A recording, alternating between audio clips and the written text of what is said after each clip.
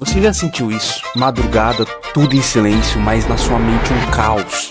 Coração acelerado, sono frio, pensamentos correndo mais rápido que você consegue controlar, pensamentos vindo na sua cabeça, o que vai ser de mim, o que eu faço agora, pra onde minha vida tá indo. A ansiedade aperta o peito, as vozes na cabeça não param e aí parece que você tá lutando sozinho contra o mundo e de repente... seu telefone toca. Alô? Se você é um cristão, desista. Desistir? Tá doido? Eu não posso. Confia em mim, irmão. Desista. Oxe, mas por quê?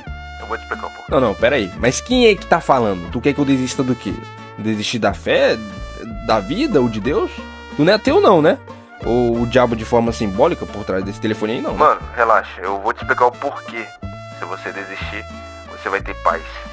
Assiste esse vídeo todo.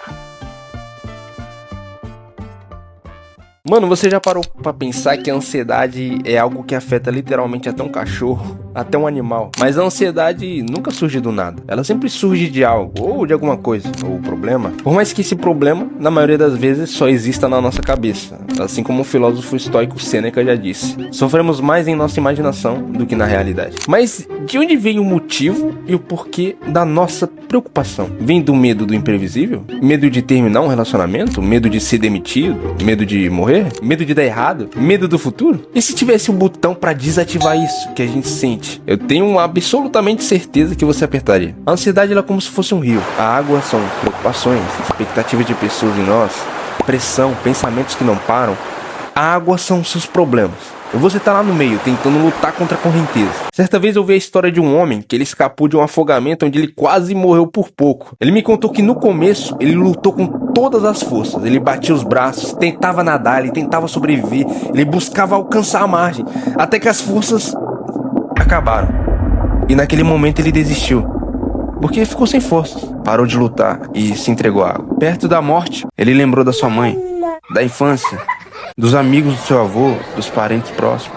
E foi aí que algo estranho aconteceu. O corpo dele simplesmente começou a boiar. Mas como isso aconteceu? O mais interessante é que isso tem uma explicação totalmente lógica, nada mística. Quando uma pessoa entra em pânico dentro da água, o corpo dela entra em estado de alerta máximo. Os músculos ficam rígidos, o corpo fica tenso, os movimentos ficam desordenados e a respiração se torna curta e descontrolada. Só que um corpo rígido afunda mais fácil do que um corpo relaxado. Quanto mais a pessoa luta desesperadamente para sair da situação, mais ela quebra o equilíbrio natural do próprio corpo. É quase irônico, quanto mais tenta se salvar a força, mais afunda. Mas no momento em que aquele homem desistiu de lutar, algo mudou. O corpo simplesmente relaxou, a tensão foi embora, os movimentos cessaram. E quando o corpo relaxa, ele volta a obedecer os princípios básicos da física e o corpo humano tende a flutuar. E talvez depois de ter contado toda essa história de quase afogamento, você deve estar se perguntando, ok, mas e daí? Onde esse cara quer chegar contando essa história? O que isso tem a ver comigo? Simplesmente tudo. Um dos problemas que não deveria afetar um cristão hoje em dia é a ansiedade. Mas por mais incrível que pareça, afeta até os cristãos também. Que aliás, na teoria, não era para afetar. Isso é estranho porque a Bíblia manda a gente lançar a nossa ansiedade sobre Deus. Em Pedro capítulo 5, versículo 7, diz: lancem sobre ele toda a sua ansiedade. O problema é que a gente lança e 10 minutos depois a gente vai lá e pega o problema de volta. Mas por quê? Por que fazemos isso? Porque quando lançamos a nossa ansiedade sobre Deus, não desistimos dela e sempre voltamos a ela novamente.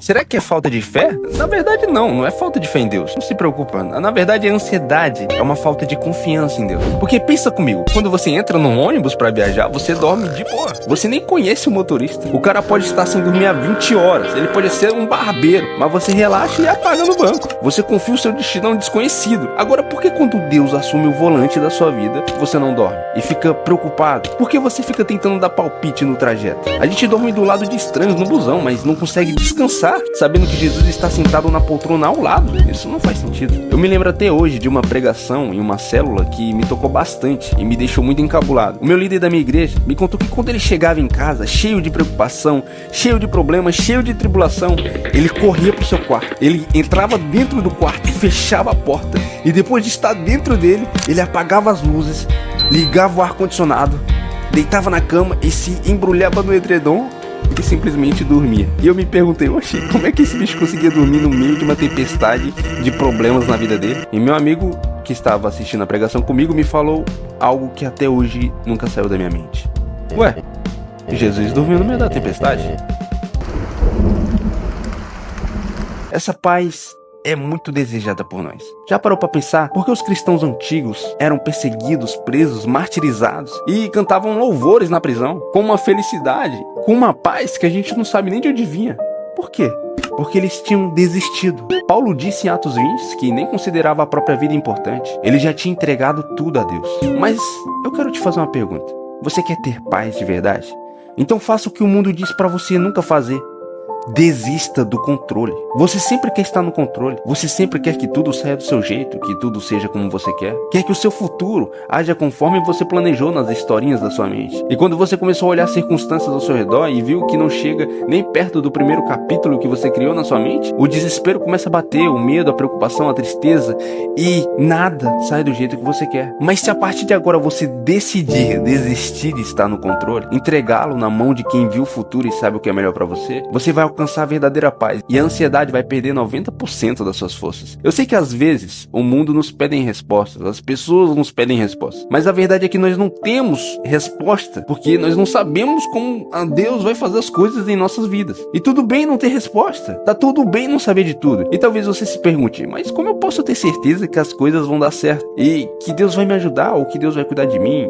Como eu posso ter certeza disso? E se ele me abandonar ou desistir de mim ou coisa pior? Então, lá em Jeremias, capítulo 29, versículo 11, está escrito aqui: porque sou eu que conheço os planos que tenho para vocês, declara o Senhor, planos de fazê-los prosperar e não de causar dano, planos de dar a vocês esperança e um futuro. E Mateus 7, capítulo 9, versículo 11, também fala algo sobre isso. Se vocês, apesar de serem maus, sabem dar boas coisas aos seus filhos, quanto mais o Pai de vocês que está nos céus dará coisas boas aos que lhe pedirem. A partir de hoje, pare de lutar contra o rio, apenas flutue, desista do controle e encontre a vida. Relaxa na poltrona, a viagem está segura, Deus ele está dirigindo, Jesus ele está do seu lado. E não se esqueça, não fiquem com medo, pois estou com vocês.